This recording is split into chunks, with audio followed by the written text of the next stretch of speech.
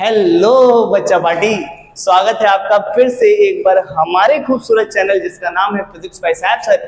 और जैसा कि आपको पता है कि क्लास 11 का फर्स्ट लेक्चर हम कर चुके हैं और आज होगा lecture number 2, that is very very important. और आज हम देखने वाले हैं लेक्चर 2 में एक बहुत इंपॉर्टेंट कॉन्सेप्ट जिसका नाम है डायमेंशंस। क्या नाम है बच्चों? डायमेंशंस। बच्चों, डायमेंशन क्लास 11 का एक ऐसा टॉपिक है जो आप चाहे 11th क्लास पढ़ रहे हो, फर्स्ट चैप्टर से लेके लास्ट चैप्टर तक आएगा, चाहे आप क्लास 12th पढ़ रहे हो, फर्स्ट चैप्टर से लेके लास्ट चैप्टर तक आएगा। और कंपटीशन में भी डायमेंशन के अच्छे अच्छे क्वेश्चंस बनते हैं। तो आइए देखते हैं एक बहुत ही प्यारा टॉपिक जिसका नाम है डायमेंशन। और अगर आपको डायमेंशन इस वीडियो के बाद नहीं आया तो आप एक बार और वीडियो देख लेना। खैर चलिए समझने की कोशिश करते हैं डायमेंशन होता क्या है। देखो बच्चों, क्लास 11th में एक नई चीज आपको देखना है जिसका नाम है डायमेंशन। तो डायमेंशन के बारे में क्या करना है आपको, हम समझाते हैं आपको। देखो, कहीं पे भी अगर आपको लगता है मास लिखा हुआ है तो मास को आप कैपिटल M में लिख के इसको ऐसे डब्बे में बंद कर देना। अगर कहीं बच्चों लेंथ लिखा हुआ है तो लेंथ को आप ऐसे डब्बा बना के L लिखना बंद कर देना। अगर कहीं टाइम का टर्म है बच्चों तो आप ऐसे T बनाना और डब्बा बंद कर देना। अगर बच्चों कहीं करंट है, करंट, तो आप इसको A बनाना और डब्बा बंद कर देना। अगर बच्चों कहीं टेम्परेचर है, क्या है? कहीं टेम्परेचर है, टेम्परेचर, तो टेम्परेचर को बच्चों आप K लिखना, डब्बा बंद कर देना।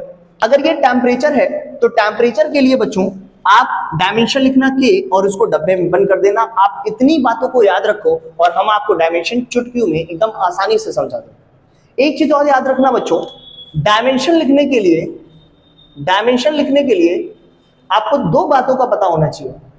या तो आपको जिस चीज का डायमेंशन लिखना है, जिस फिजिकल क्वांटिटी का डायमेंशन लिखना है, उसका आपको फॉर्मूला पता हो, या तो आपको उसकी यूनिट पता हो। क्या पता हो बच्चों?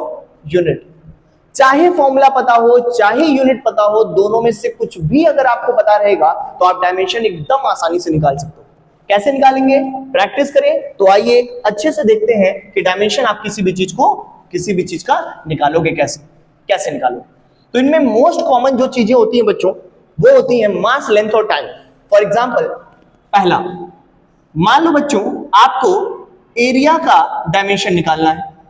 एरिया को कैसे रिप्रेजेंट करते हैं? ए से। अब एरिया इज इक्वल टू क्या होता है? Length into breadth. चलो बोलो लेंथ का डायमेंशन। सर आपने बोला था L, डब्बे में बंद। ठीक है, एकदम सही है। ब्रेथ का डायमेंशन, यार ब्रेथ का डायमेंशन तो सर आपने बताया नहीं। यार लेंथ हो, ब्रेथ हो या हाइट हो, सब एक तरीके का डिस्टेंस ही तो है। यानी इसका भी डायमेंशन कितना हो जाएगा? L, डब्बे में बंद कर दो, यानी ये हो जाएगा बच्चों L स्क्वायर और ये डब्बा बंद। अच्छा, अगर मान लो बच्चों आपको निकालना हो वॉल्यूम, तो वॉल्यूम का बोलो क्या फॉर्मूला होता है? Length into breadth into height. यानी इसके लिए L, ब्रेथ के लिए L, हाइट के लिए L, यानी कितना हो जाएगा बच्चों? L का क्यूब। क्लियर है? अच्छा, तीसरा बच्चों, मान लो बच्चों आपको निकालना है डेंसिटी। क्या निकालना है? डेंसिटी। तो डेंसिटी को रिप्रेजेंट करते हैं रो से, और ये होता है बच्चों मास अपॉन वॉल्यूम। अब अगर फॉर्मूला नहीं पता है बच्चों तो शीशे के सामने खड़े हो जाओ और रोना शुरू कर दो अपना चेहरा देख के। यार ये बेसिक फॉर्मूला है, ये आपको पता होना चाहिए यार। चलो आ जाओ। डेंसिटी, मास कितना होता है बच्चों? मास बोलो। मास के लिए सर आपने M बोल के डब्बा बंद करने को बोला था, ठीक है। सर वॉल्यूम के लिए आपने बोला था, क्या करें? तो देखो यार, वॉल्यूम यहाँ पे निकाला आप। चाहो तो आप फिर से length into breadth into height करके ये प्रोसीजर फॉलो करो, या सीधे आपको अगर याद हो गया तो लिख दो L क्यूब। अब देखो बच्चों, ऊपर हो जाएगा M, नीचे हो जाएगा L क्यूब, ऊपर जाएगा तो L के पावर -3। अच्छा, चौथा, अगर मान लो बच्चों बोल दे स्पीड का बताइए। स्पीड को बोलते हैं V से। स्पीड बराबर क्या होता है बच्चों? Distance upon time. चलो बोलो डिस्टेंस कितना हो जाएगा? डिस्टेंस सर एक लेंथ होती है L, टाइम सर T होता है T। कितना हो जाएगा बच्चों? L T के पावर ऊपर जाएगा -1 और ये हो जाएगा डायमेंशन ऑफ स्पीड। लेकिन बच्चों, मेरे प्यारे बच्चों, प्रॉब्लम क्या आती है कि आप ये पढ़ के जाते हो और एग्जाम में क्या पूछ लेता है आपसे पूछ लेता है डायमेंशन ऑफ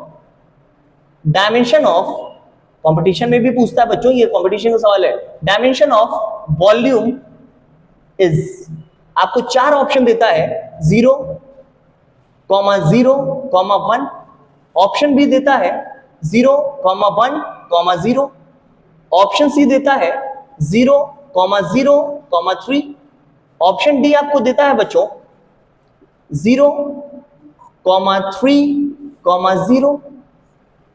यार ये क्या है?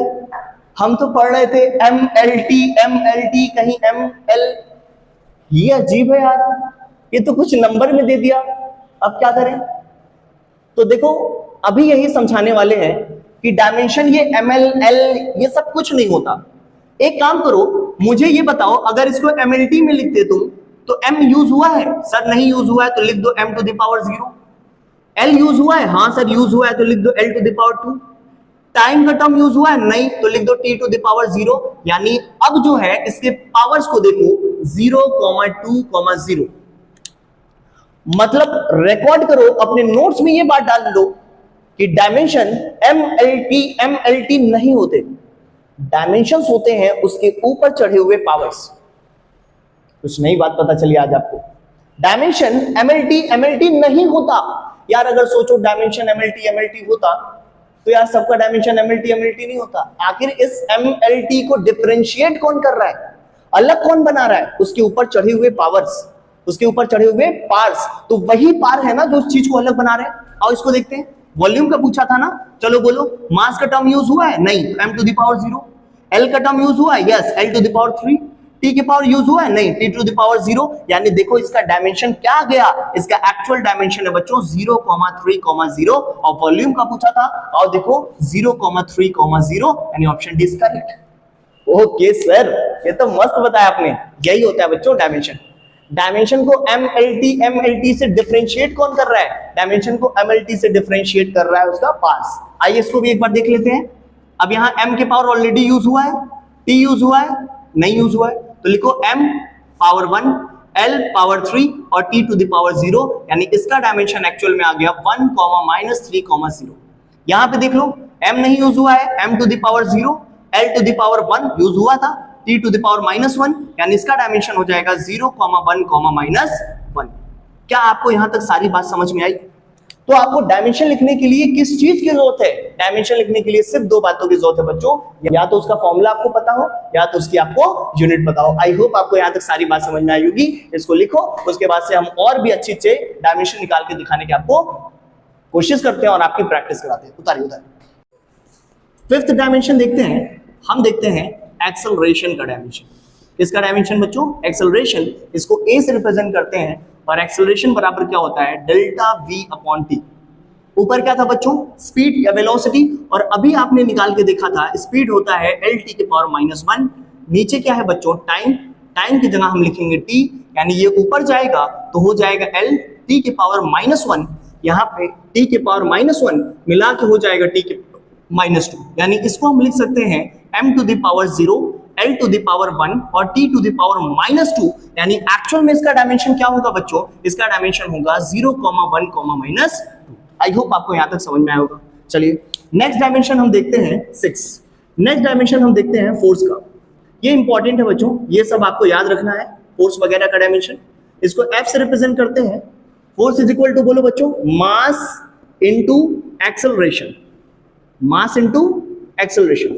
चलो बताओ सर, मास के लिए आपने m बोला था, ठीक है। एक्सेलरेशन का सर यहीं से लिख दे, लिख दो LT के पावर -2 स्वाहा। चलो आओ, ये हो गया m के पावर 1, L के पावर 1, T के पावर -2। यानी एक्चुअल डायमेंशन क्या हो गया? बोलो बच्चों, 1, 1, -2। समझ में आया? चलो ठीक है। नेक्स्ट डायमेंशन किसका देखते हैं बच्चों? नेक्स्ट डायमेंशन हो जाएगा 7th। नेक्स्ट डायमेंशन देख लो वर्क का, ये भी इंपॉर्टेंट है, W। वर्क बराबर क्या होता है बच्चों? Force into displacement. Displacement, force into displacement. अच्छा, फोर्स के लिए क्या यूज करोगे? सर फोर्स का डायरेक्ट हमने निकाला है ml t की पावर -2, ml t की पावर -2। डिस्प्लेसमेंट के लिए क्या यूज करोगे? L।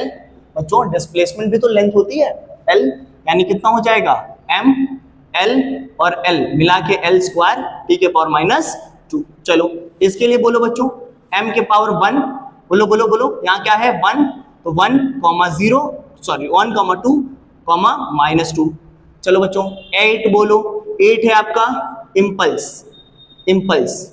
इम्पल्स बराबर क्या होता है बच्चों? इम्पल्स बराबर होता है force into time, force into time. चलो बोलो फोर्स का डायमेंशन बोलो बोलो बोलो, फोर्स का डायमेंशन बोलो m l t के पावर -2, टाइम का बोलो t।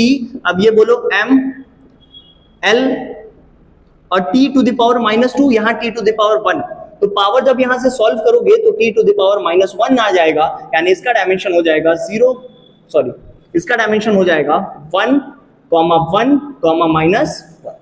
नेक्स्ट आप देख लेते हैं बच्चों, नेक्स्ट है 9 और नेक्स्ट हम देखते हैं मोमेंटम जो आपका क्लास 11th में आके नहीं बन रहा है। सर आप बार बार जले पे नमक मत छिड़को। मोमेंटम को हम p से रिप्रेजेंट करते हैं बच्चों, और ये होता है मास इनटू वेलोसिटी। क्या होता है? Mass into velocity. चलो मास का बोलो, मास बोलो बोलो बोलो। सर मास के लिए हो जाता है कैपिटल M। सर वेलोसिटी बोलिए L t के पावर -1, यानी बोलो कितना हो गया m l और t के पावर -1, यानी डायमेंशन बोलो 1, 1, -1। सर ये कहाँ इम्पल्स में दिखा था, और ये 1, 1, -1 यहाँ भी दिखा। ओहो, यानी इम्पल्स और ये दोनों का डायमेंशन देखो बच्चों यहाँ पे सेम है। क्यों बच्चों? यहाँ देखो फोर्स m l, फोर्स का ml t की पावर -2, 1 पावर कैंसिल हो गया, -1, 1, 1, -1। यहाँ पे देखो ml t की पावर -1, तो ml t की पावर -1 का डायमेंशन यानी इंपल्स का डायमेंशन और मोमेंटम का डायमेंशन सेम होता है। चलिए बच्चों नेक्स्ट आउट डायमेंशन देखते हैं, डायमेंशन नंबर 10। डायमेंशन नंबर 10 किसका देख लें, कोई फॉर्मूला बताइए, कुछ देखा है आपने? सर हम तो कुछ नहीं जानते सर, हम तो आपके भरोसे हैं सर, सिर्फ मेरे भरोसे मत रहो। आओ एक बार हम देखते हैं ग्रेविटेशनल फोर्स का, ग्रेविटेशनल फोर्स, या चलो एक काम करते हैं ग्रेविटेशनल कांस्टेंट का देख लेते हैं, ये ज्यादा इंपॉर्टेंट है। तो यार ग्रेविटेशनल कांस्टेंट का हमने पढ़ा है F is equal to G m1 m2 upon r square, यही तो पढ़े हो। तो यहां से G बराबर बोलो क्या हो जाएगा, G बराबर हो जाएगा FR square upon m1 m2 को इधर लाओ m1 m2। अरे हाँ यही capital G universal gravitational constant. Universal gravitational constant क्या होता है, यानी G will be equal to F, बोलो F कितना हो जाएगा m l t के पावर -2। R क्या होता है बच्चों, डिस्टेंस के लिए क्या लिख लोगे L स्क्वायर, और अपॉन मास कितना होगा m, और यहाँ पे एक और मास कितना हो जाएगा, ये भी तो मास है, इसके लिए भी कितना हो जाएगा m। देखो एक m से एक m यहाँ कैंसिल हो जाएगा, यानी G will be equal to कितना आया, ये मास ऊपर जाएगा तो बोलो m की पावर हो जाएगा -1। अरे बच्चों m की पावर +1 है, ऊपर जाएगा -1। ये देखो L और L स्क्वायर मिला के हो जाएगा L क्यूब, और t टू द पावर कितना है बच्चों, यानी ये हो जाएगा G is equal to, dimension बोलिए -1, 3, -2। तो ये थे कुछ अच्छे डायमेंशंस। अब बाकी डायमेंशंस आप निकालिए और एनसीईआरटी के लास्ट में आप देखोगे आपके बहुत सारे डायमेंशंस दिए, वहां से प्रैक्टिस कीजिए और अच्छे से डायमेंशंस को निकालने की कोशिश करिए। और नहीं आता है तो हम देखेंगे एक बार फिर से कोई छोटा सा डायमेंशन का वीडियो लाएंगे जहाँ पे कुछ अच्छे डायमेंशंस निकालेंगे। तब तक अच्छे से पढ़ाई करते रहिए, लाइफ में आगे बढ़ते रहिए। All the very best, thank you.